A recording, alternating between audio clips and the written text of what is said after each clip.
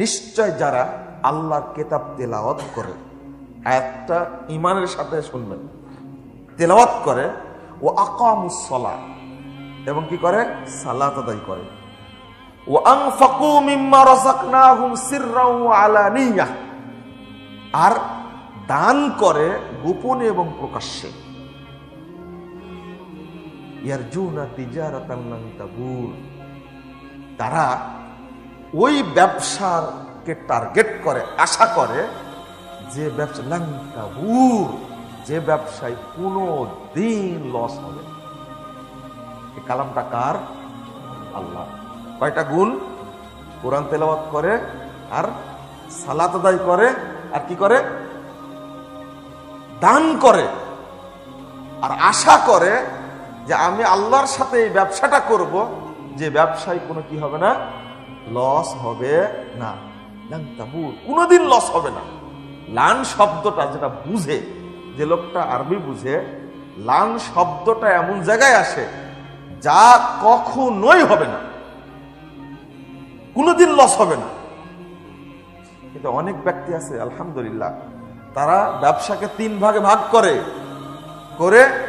এক ভাগ ব্যবসায় ব্যয় করে, আর পুরো একটা ভাগ, 3 ভাগের 1 ভাগ পুরোটাই প্রতি বছর আল্লাহর রাস্তায় দিয়ে দেয়,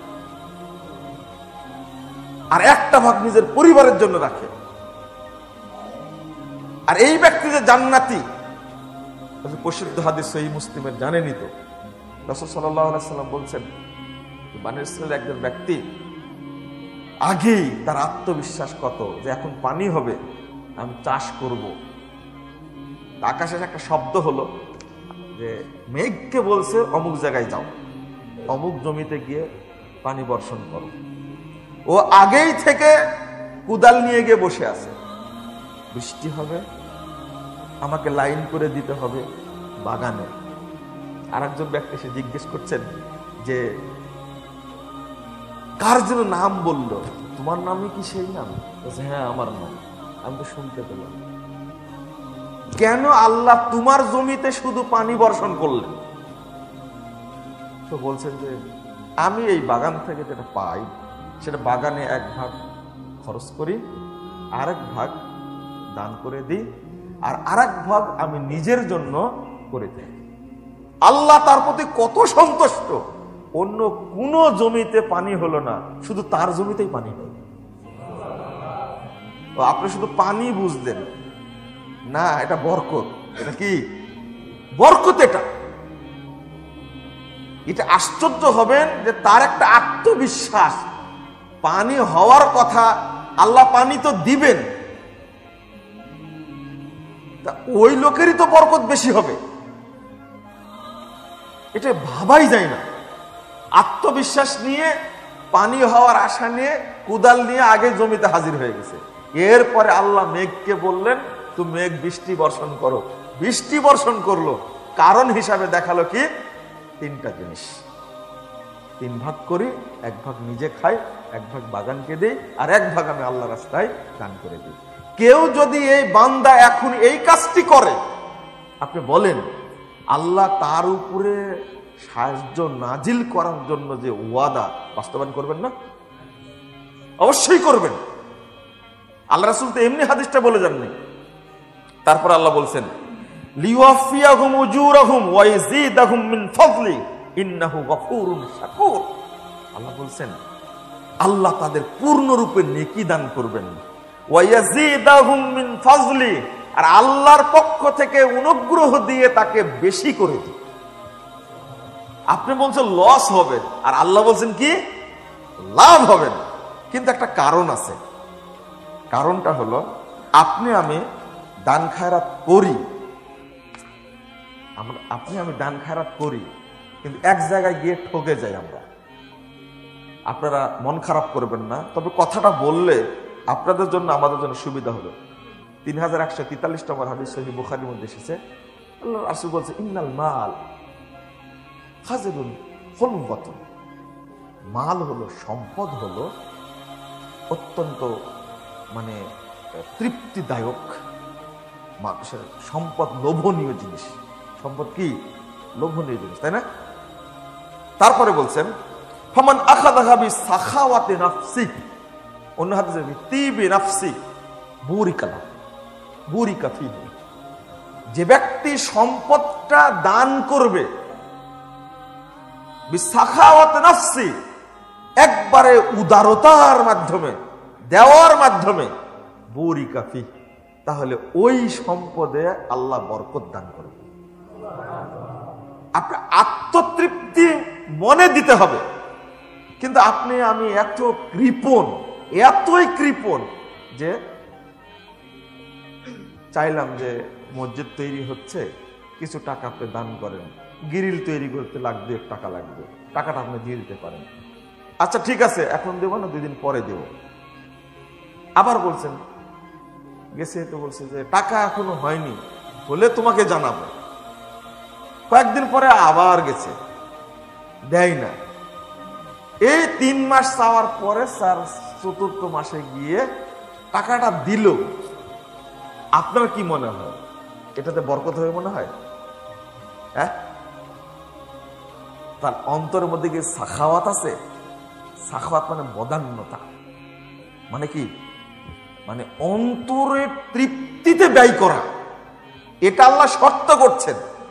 মানে আমাদের দানে বরকত না হওয়ার আর একটা কারণ, 1,000 টাকা দিলাম, দেওয়ার পরে চিন্তা করছি টাকাটা না দিলে আমার এই সপ্তাহের বাজারটা হতো, দিয়ে কি করলাম, আর যাক দিছি। আবার একটু পরে মনে পড়ছে ওই 1,000 টাকার কথা, ওটা যে আল্লাহকে দিয়ে দিয়েছে, এইটা নিয়ে ওর আফসোসের শেষ নেই। দরকার ছিল কি, আল্লাহ তোমার ঘরে দিয়েছি, অন্তর থেকে দিয়েছি, আল্লাহ তুমি এখানে বরকত দান করো। দিয়েছেন 1,000 টাকা, আল্লাহ আপনাকে বরকত দিবে 1 কোটি টাকা। আল্লাহর ভান্ডারে অভাব আছে? আল্লাহ নিজেই বলছেন মালা ইয়াদুল্লাহ, আল্লাহর হাত হলো একেবারে মানে প্রাচুর্যতে ভর্তি। সাহালাইলি ওয়ান নাহার, রাসূল বলছেন রাতে দিনে আল্লাহ সৃষ্টি জগতের উপরে খরচ করছে, কিন্তু আল্লাহর ভান্ডার থেকে একটুকু ফুরায়নি, ওইভাবে আছে। আল্লাহর ভান্ডারে অভাব আছে? হাজার হাজার কোটি কোটি টাকা একদিনে, কত লক্ষ কোটি বিলিয়ন আল্লাহ খরচ করছেন সৃষ্টি জগতের উপরে। বলছে যে সেই যে যখন থেকে পৃথিবী সৃষ্টি হয়েছে, রাতে দিনে আল্লাহ খরচ করছেন, তার ভান্ডারে একটুকু কমেনি, ওইভাবেই আছে এখনো। আপনাকে আল্লাহ দিতে পারেন না? কি দরকার কি অন্তরের কি সাখাওয়াত, মানে অন্তরের সন্তুষ্টি।